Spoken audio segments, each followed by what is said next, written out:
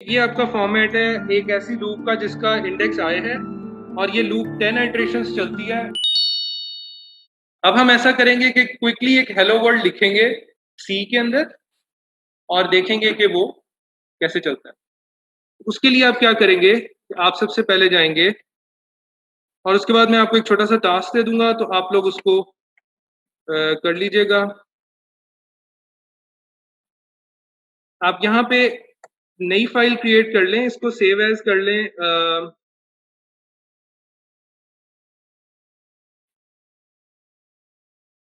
और डेस्कटॉप को सिलेक्ट कर लें, डेस्कटॉप इज फाइन। अगर आपने डेस्कटॉप के अंदर सेव किया है तो इट वुड बी बेटर। और यहाँ पे आप लिख दें, लेट्स से इसका नाम रख लेते हैं my1.c। ठीक है, इस फाइल का नाम मैंने रख दिया my1.c। इसको सेव कर लें। तो उसके बाद फिर अब आपने यहाँ पे कोड टाइप करना है। तो फॉर एग्जांपल मैं ऐसे लिखता हूँ,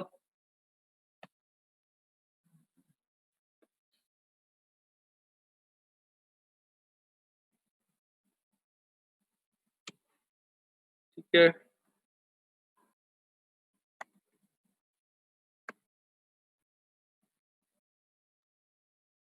जैसे ही आप सेव बटन प्रेस करेंगे तो आपके कलर्स चेंज हो जाएंगे कोड के ना।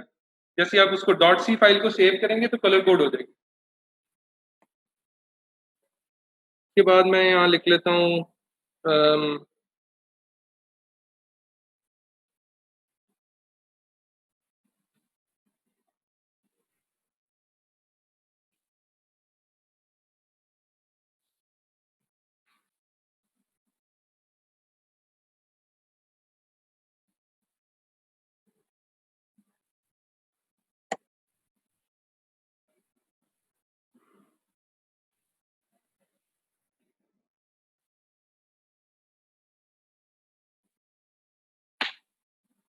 ये बिल्कुल बेसिक सा कोड है जो कि मतलब इससे बेसिक क्या होगा। So this is hello world और इसमें आप समझ लें कि आपका फोकस हेलो वर्ल्ड पे है और बाकी चीजें जो हैं वो समझ लें उस लैंग्वेज के लिए, मतलब उस लैंग्वेज की रिक्वायरमेंट है कि सबसे पहले आपने एक लाइब्रेरी मेंशन करनी है कि प्रिंट एफ फंक्शन कहाँ पड़ा हुआ है। फिर आपने बताना है कि मेन फंक्शन कौन सा है। ये मेन फंक्शन है जो कि रन होता है जब भी आपने उसको रन करना है।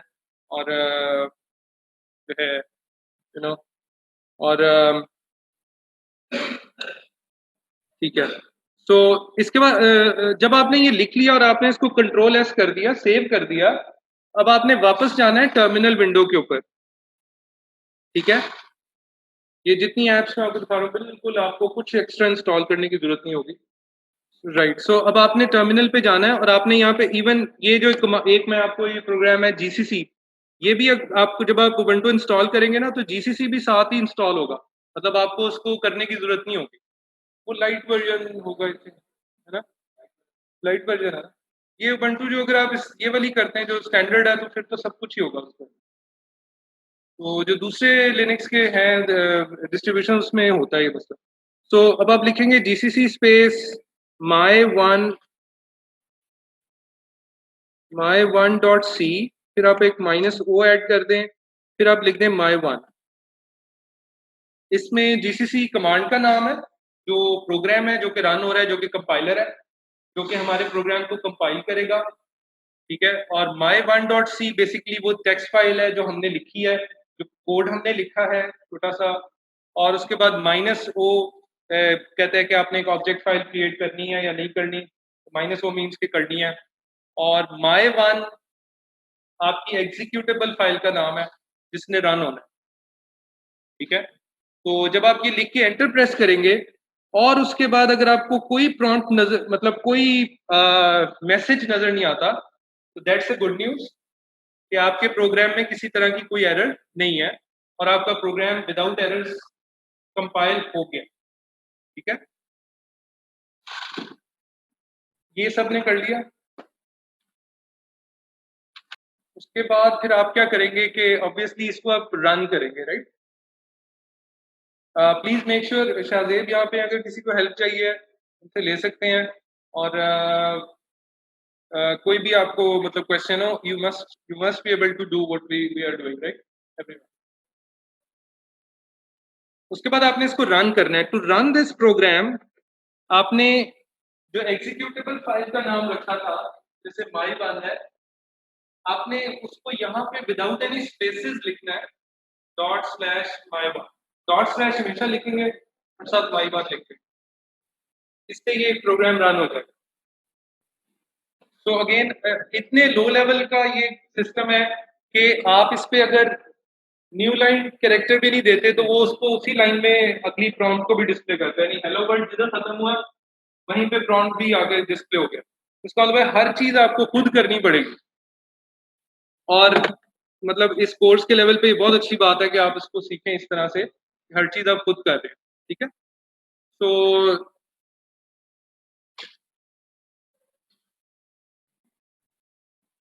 इसको इसी को सेव एज कर लें बेशक, या मतलब इसका नाम रख दें माई टू रख लें बेशक, माई टू डॉट सी। और उसके बाद ये करें कि आप ऐसा करें कि मैं बल्कि ऐसा करता हूँ कि इधर लिखता हूँ इंट एक्स इक्वल टू 5 और वाई इक्वल टू 10। ठीक है, और एक और मैं कर लेता हूँ, इधर कर लेता हूँ इंट 3। ठीक है, एक चीज आपने नोटिस की होगी कि सी लैंग्वेज में हर लाइन के एंड पे एक सेमीकोलन आना चाहिए। अगर ये सेमीकोलन नहीं आता तो सी को पता नहीं चलता कि आपने कमांड लिख ली है पूरी या नहीं लिखी। तो सेमीकोलन तो हर एक लाइन के एंड पे लाजमी आना चाहिए। सो ओके, वंस वी इसमें हो क्या रहा है, पहली लाइन में ये हो रहा है कि आपने दो वेरिएबल्स डिक्लेयर किए हैं, एक का नाम x है, एक का नाम y है, और साथ में आपने दोनों को इनिशियलाइज भी किया है। x की इनिशियल वैल्यू आपने रख दी है 5 और y की इनिशियल वैल्यू रख दी है 10। दूसरी लाइन में आपने एक नया वेरिएबल डिक्लेयर किया है जिसका नाम z है और उसकी टाइप इंटीजर है, और डिफरेंट इसमें बहुत सारी टाइप्स होती हैं, लेकिन फिलहाल ये दो टाइप्स, एक ही टाइप है। और इधर हम लिख सकते हैं variable z of type integer. ठीक है, सो ये आपके कमेंट्स होते हैं, कमेंट्स आप ऐड कर सकते हैं जब चाहें, जितने चाहें। और फिर मैं लिखता हूं कि हेलो वर्ल्ड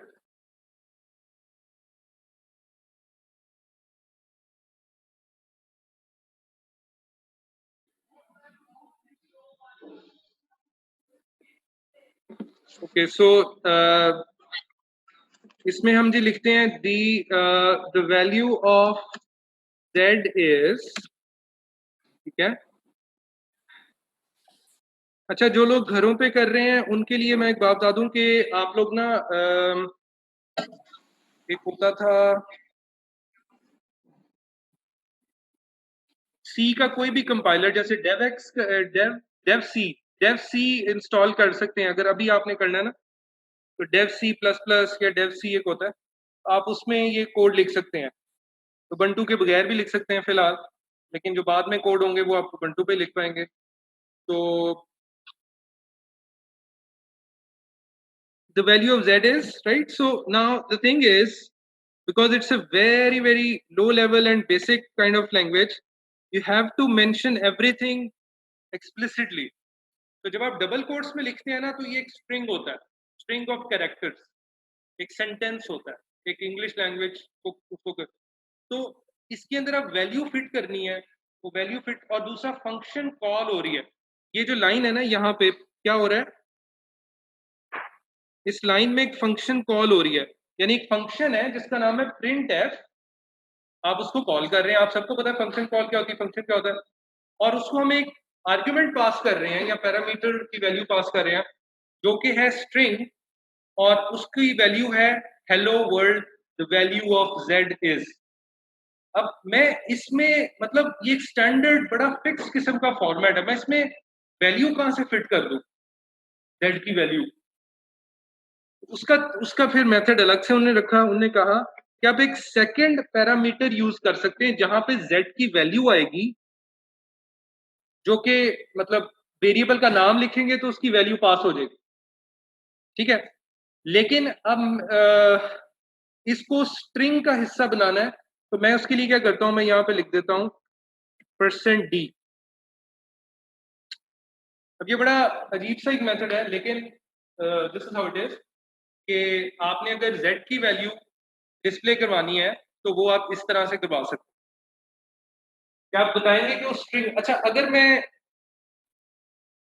ये %d कहीं और लिख देता हूं, फॉर एग्जाम्पल, बल्कि ऐसे ही करते हैं, हम ऐसे लिख देते हैं %d is the value of z, ऐसे कर देते हैं, ठीक है। इसका मतलब है इसका एक फायदा भी हो गया, इस तरह की स्कीम का फायदा ये हुआ कि मैं कहीं भी %d को उठा के रख सकता हूं, यानी z की वैल्यू को उस स्ट्रिंग के दरमियान में कहीं भी डिस्प्ले करवा सकता हूं। अब इसको कंपाइल करें और इसको रन करें।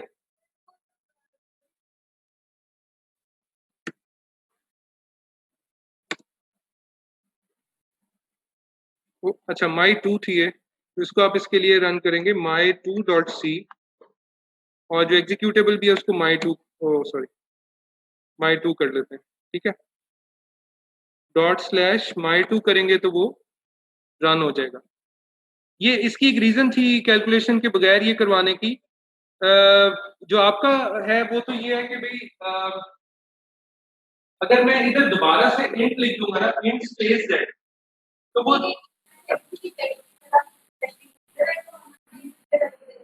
ओके ओके,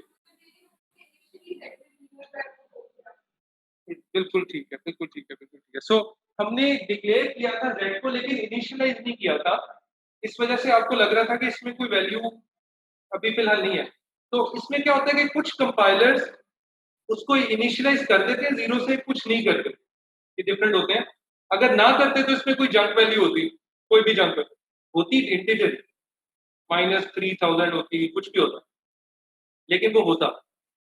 तो हम वेरिएबल का नाम पास करेंगे। तो अब आपकी जो सबका वो है कि भाई इधर कोई कैलकुलेशन भी करवा लेते हैं, तो मैं लिखता हूँ z equal to x plus Y. इस लाइन से पहले मैं लिख देता हूँ z equal to x plus Y. तो ऑब्वियसली इसमें 15 आना चाहिए, राइट। इसको आप सब लोग रन करके देखेंगे कि आपके पास स्क्रीन पे 15 नजर आ रहा है या नहीं।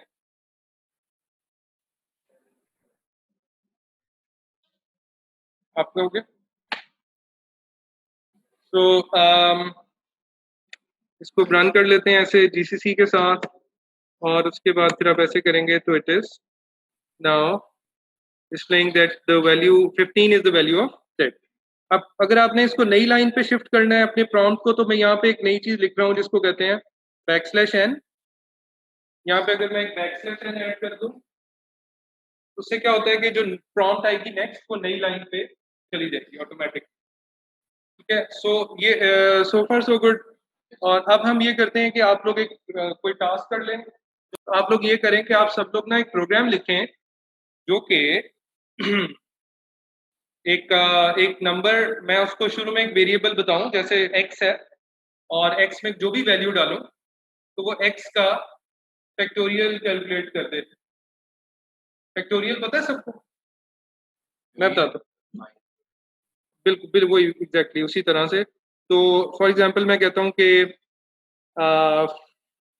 3 factorial would be equal to 1 multiplied by 2 हाँ उस तरह, ठीक है, 3 इंटू 2 इंटू 1।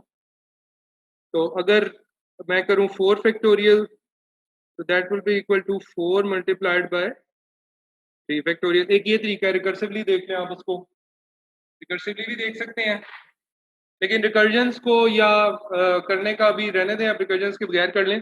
आप लूप के लिए करें तो लूप का फॉर्मेट मैं आपको बता देता हूँ। For int I equal to 0, बल्कि इंट आई आप इसको ऊपर ही लिख लें यहाँ पे, और यहाँ पे आप लिख लें आई इक्वल टू 0 आई, चले मैं आपको इस तरह अभी फिलहाल इस तरह बता देता हूँ, और यहाँ मैं लिख देता हूँ i plus plus, this is the body of the loop. ठीक है, ये आपका फॉर्मेट है एक ऐसी लूप का जिसका इंडेक्स आई है, और ये लूप 10 इटरेशंस चलती है। हर इटरेशन में वैल्यू आई की 0 1 2 3 4 5 6 7 8 9 9 तक जाती है, 10 इटरेशंस चलती है। और ये कि आपने इस फॉर्मेट को यूज करते हुए, ये सबने फॉर्मेट देख लिया ना, आपने इस फॉर्मेट को यूज करते हुए फैक्टोरियल कैलकुलेट करवाना है। फॉर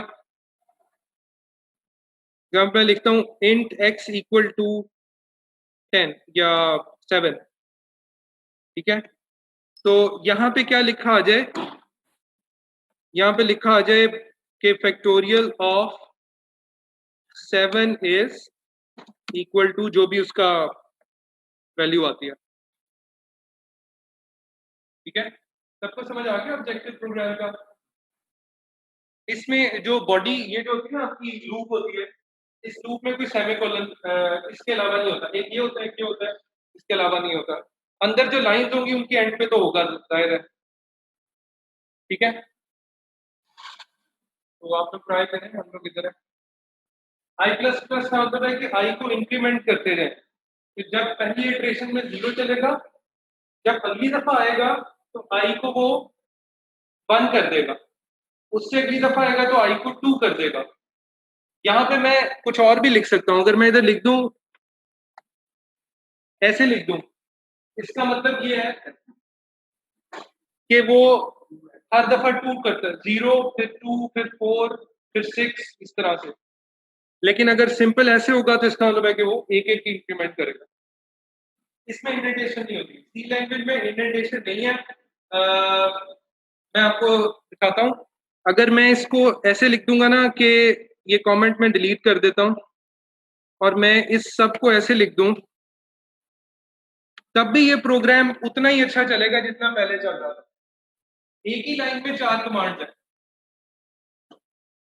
या 3 है, 3 है सर।